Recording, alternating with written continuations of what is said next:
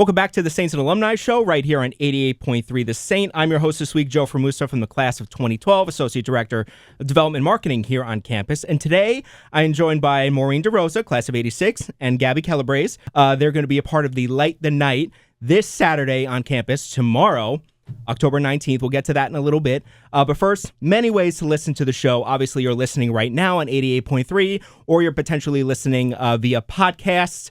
We are a podcast, a bi-weekly podcast highlighting alumni and community members, both on campus and out in the community. You can listen via Spotify, Google, Apple, any way you get your podcasts. You can also listen via our Alumni Engagement YouTube channel. And of course, on the iHeartRadio network, where 88.3 is always streaming all the time. Thank you both for coming today. How is welcome to campus? A little dreary day, but could be better. But thank you both for coming. How you doing today? Doing good. Thank you for having us. Awesome. So when we came in, we kind of talked about those connections to campus, and our listeners love to hear why Siena is important to them, and why we hold certain events on campus. I mean, we talk about that Franciscan community. We talk about that connection to certain causes on campus. But Maureen, you are an alum, class of 86, and I talked to class of 80. Those come from the 80s a lot, and they love that time. There's something about that time. I go through yearbooks, and again, I'm constantly talking with alumni from that era. So let's wind the clocks back a little bit, just briefly. What brought you to Siena, and tell us a little bit about your time here and kind of what you took from that. Sure. Yes, I would say class of 86. And I was saying to you earlier, it looks a lot different here at the Siena campus than it did in 1986. Not that it's, I would say it was better. It was just different. We had less space to sort of spread out and do things in, but we used to always find our way to the Foy Campus Center, which really was the be-all and end-all. It's where you ate. It's where we drank. It's where we saw plays. It's where we gathered. And, we naturally found our ways to places like Dapper's and other area establishments. But still down the hill, a little empty, but it's still there. Still down the hill. You're right. It was such an experience to be here. I'm a local, and I know there's a lot of locals who commute, but I always say my dad insisted that I live on campus and get that experience. And I will say it was one of the best experiences I had, because there really is a sense of community here. There's a sense of, the Franciscan tradition, which is sharing and giving, and sort of an outward look towards the community. And I really loved it here. I made great friends. I'm still friends with many of them today. We stay in touch. We laugh and talk about the times we had here. But we've all moved on. We've all, had careers and fortunately, successful careers. And now I'm in a position to sort of give back.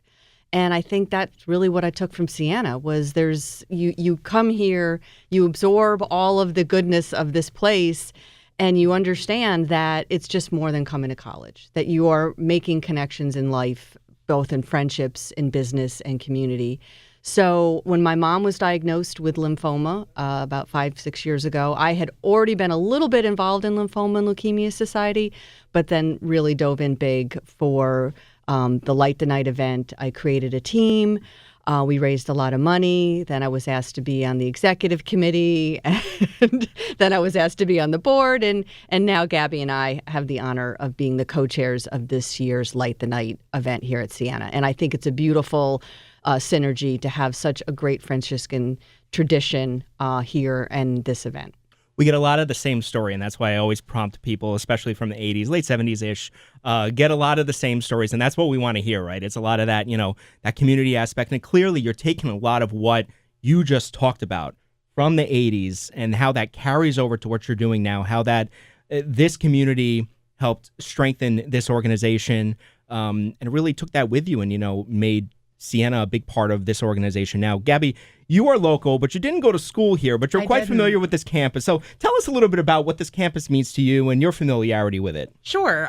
So I've been lucky to grow up in the Capital Region, and Siena obviously was always one of the well-known universities here in the Capital Region. I had very many friends and family that have attended here. I had many a fun night here. I was part of the group that, when the townhouses came up, that was, the big thing that was happening at that time. So, but I just, walking onto this campus, you instantly feel like you're a part of it. It doesn't matter if you are a student or you're not.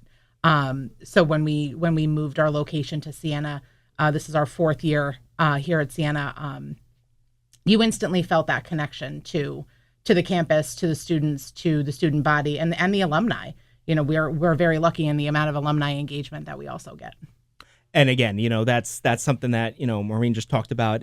You really get that connection here. I mean, we're on Siena Radio, we're on campus, we plug it all the time. But, there's something special about this campus. And when it comes to this community promoting causes, and I've seen from the past few years of what Siena does with LLS, it's magical, right? So let's get into that. So tomorrow is the Light the Night.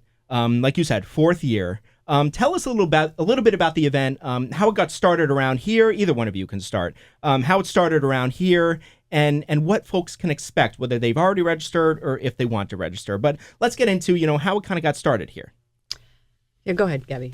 So I know that our local chapter actually was really brought about by our former board president, Rick Ostroff, and his family. Rick had been diagnosed early on in his life with a blood cancer disorder, and at the time they were pretty sure it was leukemia, and thankfully it was not. But his parents both stayed engaged in the fight and have continued to be a big part of that, and Rick has as well, both personally and professionally. So we started our chapter here, I believe, started in the late 70s. And then has continued to grow and to make great connections within the community and our community partners. And then with that came, one of the biggest events that Leukemia and Lymphoma Society does across the board, which is the Light the Night Walk, which is probably, I would say, one of the most impactful events that somebody could attend in this capital region when it comes to seeing where dollars go to when communities come together. Really just it's tangible. It's tangible. Yeah. It's impactful. It's something I still, to this day, I've been involved with LLS for the better part of 13 years, and I still cry at this event every year when the lanterns go up. So it's one of those things. It doesn't matter if it's your first year or 15th year, you can't help but see how it resonates and what it brings to the capital region. Yeah, and I'll just add, I think that one of the I'm involved in a lot of different organizations over the years, been to a lot of different events, and obviously this is a fundraising event. I mean, you can't just deny that we're here to raise money to cure blood cancer. But the event itself, we bring the survivors and even some of the ones who are still battling this disease up on stage to talk about their stories. And that is what's really the most impactful thing. And, we always have these honored heroes. We always have a child, a youth, and we have an adult. They both make you cry. Mm-hmm. But if you go on to the LLS website and you want to see a full video of some really impactful stories, that's really what makes this a special event, is that you've got, and the kids that get up and they're fighting and they're surviving. And then the next day you get up and go, oh, I have a slight headache. Oh, well, wait a minute. What am I complaining about? I mean, it really does put your life into perspective. Yes. It really does say to yourself, I'm raising money for, there are a lot of good causes, but it's right in front of you. These kids and and the families are right in front of you, and they are so appreciative of everything that this organization does. And I think that's what makes it such a beautiful event. Absolutely. I was going to say, there's got to be that certain sense of, when it comes to the families, and we'll get into some of those stories in a little bit, these families who are coming and just seeing, obviously the support of the community, but then, you get that Siena community support. And, it's been here 4 years now, and every year I hear it just gets bigger and, for lack of a better term, better, and just more and more that connection just continues to grow and strengthen. That's what I'm hearing from the outside.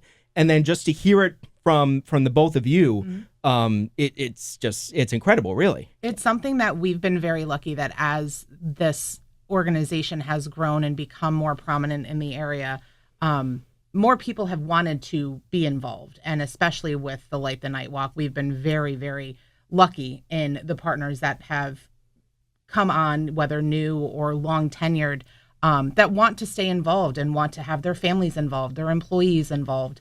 We create a space for, as Maureen said, patients, their families, to be able to have people walk in and see other people that have gone through this fight or are in this fight or have unfortunately lost somebody, but they have, a similar story and somebody to speak to, and what resources are available.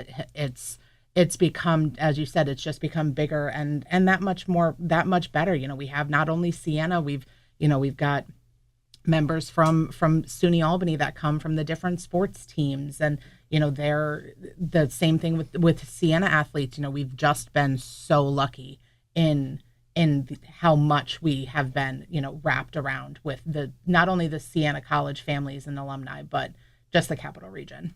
I think it really goes to show, probably a plug for the both of you, how well you both share and spread the message of what LLS is all about. I mean, you just talk about, how, Sienna community, one thing, but you're talking about local businesses. You're talking about, those in the community who want to come here and be a part of this and support those who need that assistance, who need that help, who need that support. Again, like I said before, it's incredible to see that, see a community come together for something like this. We are about to hit a break, but when we come back, we're going to learn more about what those can expect when they come to the event, whether they're signed up or whether they're listening to this now and they're like, that sounds like something I want to be a part of. We'll go through that, and then let's go through some stories. You mentioned some stories and some of those who come on stage and they speak and they talk about their lives. I definitely want to hear some of that. So we will be right back right here on 88.3 The Saint. Welcome back to the Saints and Alumni Show right here on 88.3 The Saint. I'm your host this week, Joe Formusa, class of 2012 from the Alumni Engagement Development Office, and I'm joined again by Maureen DeRosa from class of 86 and Gabby Calabrese, both co-chairs of the Light the Night Walk, happening right here on campus tomorrow afternoon. It starts up at 5:30. It's the fourth year of the LLS Light the Night Walk here on campus, and as we were taking a little break, we were talking a little bit about some of the stories that are told, some of the stories that we can learn about, some of those who are affected by blood cancers. And but first, if folks are listening to this now and are either registered to come to the event or might be interested in coming to the event, you said they can even walk up. So let's backtrack a little bit. So if someone was interested in coming to this, what can they do and what can they expect? Sure. Yeah. So look, it's as you said, it starts at 5:30. And between, that time and the time of the walk, there will be food trucks. There will be hot cocoa and coffee and warming hooks. There's going to be music being played by Sienna Radio. There'll be a kid zone. So you got kids. That's the other thing. You come to these events, there's going to be a rock climbing wall, basketball hoops, putting green, all kinds of activities for the kids. There's a remembrance area where you can go. You can write a message of hope or remembrance of someone that you've lost. There'll be team photo areas, a 360 photo booth, and then we've got Greg Floyd who's going to anchor this. So, it's just imagine, saying to your family, hey, let's go. Let's have a little nosh. Let's, have some fun. And let's be part of something that's really, really important. And I would like to say, just because this event would not happen without the major sponsors of this event. And I would just like to say that we have some unbelievable sponsors this year. Our big sponsors are Bolton St. John's, which is a local government relations firm, M&T Bank, Treen Charitable Events, great organization, J.P. Morgan Chase, which we've all heard of, and Leah Auto Group, which I know has been a sponsor in the past. So, again, great sponsors. Just thank God the weather is supposed to be beautiful this weekend. So there will be some shady or tented areas, but I think for the most part, just plan on being outside and enjoying your family and enjoying the event and the walk. Mm-hmm. And then the walk will, just so I say, the walk will start and we walk around campus. It is not This is not a 26-mile marathon. This campus isn't even 26 miles. And what happens is there'll be some activities up on the stage, and we will start to announce lighting of the lanterns. And each lantern has a different meaning: red, white, or yellow, depending on whether you're a survivor, whether you know someone who's passed, or whether you're fighting it.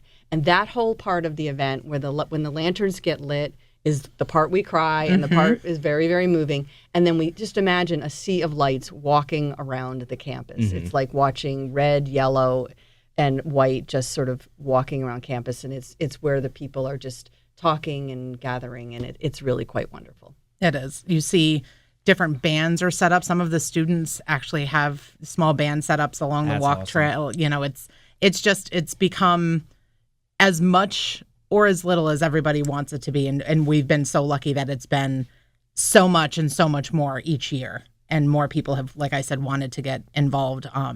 As Maureen said, you know, it wouldn't be possible without our sponsors, because some of the things that we're really able to do are because of them. And things like our patient and survivor tent, which I'm very lucky to work for M&T Bank, and we are the sponsor for that. But with the patient and survivor tent, that is providing resources to families, to patients, to those that are just looking to stay more informed. This year, we've added chair massages, thanks to our friends at CDPHP, and just more and more resources that are made available that people might not be aware of. Sure.